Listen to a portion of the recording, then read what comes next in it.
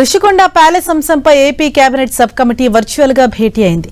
Palace ను ప్రభుత్వానికి ఆదాయ వనరుగా మార్చే దిశగా చర్చలు జరిపారు మంత్రులు.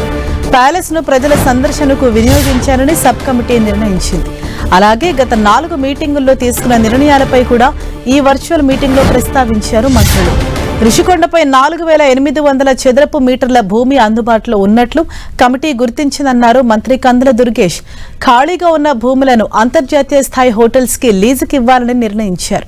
ఈ మీటింగ్ కు మంత్రులు కందుల దుర్గేష్, పయ్యావుల కేశవ్, డోలా శ్రీ బాల వీరాంజనేయ స్వామి హాజరయ్యారు.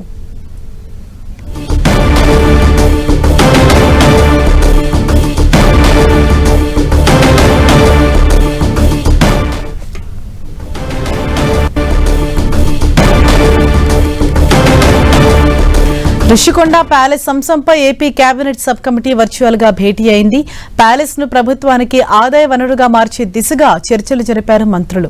ప్యాలెస్ ను ప్రజల సందర్శనకు వినియోగించేందుకు సబ్ కమిటీ నిర్ణయించింది. అలాగే గత 4 మీటింగుల్లో తీసుకున్న నిర్ణయాలపై కూడా ఈ వర్చువల్ మీటింగ్ లో ప్రస్తావించారు మంత్రులు.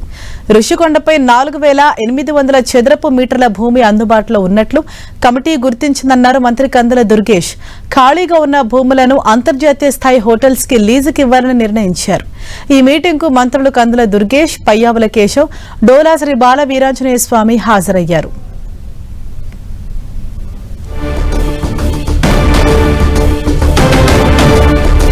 దీనిపై మరింత సమాచారం మా ప్రతినిధి విజయ్ చంద్రన్ మనకు అందిస్తారు. విజయ్ చంద్రన్, ఈ రుషికొండలో వైఎస్ జగన్మోహన్ రెడ్డి గవర్నమెంట్ ఇచ్చినట్టు భవనం ఏదైతుందో దాని మీద మొదటి నుంచి కూడాను పర్యావరణానికి వ్యతిరేకంగా, తర్వాత నిబంధనలకు వ్యతిరేకంగా దాన్ని నిర్మించారని చెప్పేసి అప్పట్లో ప్రతిపక్షంగా ఉన్నటువంటి ఈ కూటమి పార్టీలన్నీ కూడాను పెద్ద ఎత్తున ఆందోళన చేయడం అయితేనే దాని మీద పెద్ద ఎత్తున ఉద్యమాన్ని కూడా తీసుకొచ్చే ప్రయత్నం చేశారు. ఆ తర్వాత గవర్నమెంట్, కూటమి గవర్నమెంట్ వచ్చిన తర్వాత దీనికి సంబంధించి ఏ విధంగా ఆ ప్యాలెస్ ఉపయోగించాలి, ఆ భవనాన్ని, ఎందుకంటే అత్యంత అధునాతనంగా దాన్ని నిర్మించారు, పెద్ద ఎత్తున దానికోసం ఖర్చు పెట్టడం కూడా జరిగింది. కాబట్టి దీనికి సంబంధించి ఏ విధంగా చేయాలని చెప్పేసి మంత్రుల కమిటీ సమావేశమైంది. ఈ సమావేశంలో కందుల దుర్గేష్ తో పాటు పయ్యావుల కేశవు, డోలా బాల వీరాంజనేయ స్వామి కూడా పాల్గొన్నారు. ఈ ప్యాలెస్ ప్రజల సందర్శనకు అనుమతించకపోవడంతో ప్రభుత్వానికి ఆదాయ వనరుగా మార్చే దిశగా ఏ విధంగా ఉంటుందనే దాని మీద చర్చలు జరిగాయి.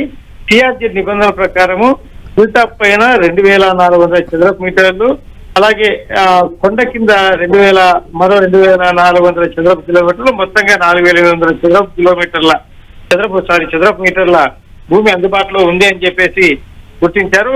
ఈ అందుబాటులో ఉన్న భూమి ఆధారంగా ఏ రకంగా ముందుకెళ్ళాలి, దాన్ని ఏ విధంగా ఉపయోగించుకుంటే కనుక ఆదాయం గవర్నమెంట్ కి వస్తుందనే దాని మీద డిస్కషన్ జరిగింది. ప్రజలకు ఉపయోగపడేలా ఈ ప్రాపర్ యూటిలైజేషన్ ఎట్లా చేస్తే బాగుంటుందనే దాని మీద డిస్కషన్ చేశారు. ఈ భవనాల నిర్వహణకు తాజీ, అట్మాస్ఫియర్ కోరు, లీలా, హెమా వంటి అంతర్జాతీయ హోటల్ సంస్థలు కూడా ఆసక్తి చూపుతున్నాయి. దానికి సంబంధించి ఎవరికి దీన్ని హోటల్లో రన్ చేసుకోవడానికి ఎలా అవుతుందనే దాని మీద కూడా చర్చలు జరిగాయి.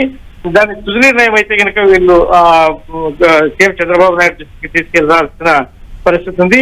గత ప్రభుత్వంలో ఏదైతే కనుక విద్యుత్ ఖర్చుల కోసం నెలకు 25 లక్షల ప్రజాధనం వృధా చేశారని చెప్పేసి ఈ సందర్భంగా కందుల దుర్గేష్ కామెంట్ చేశారు.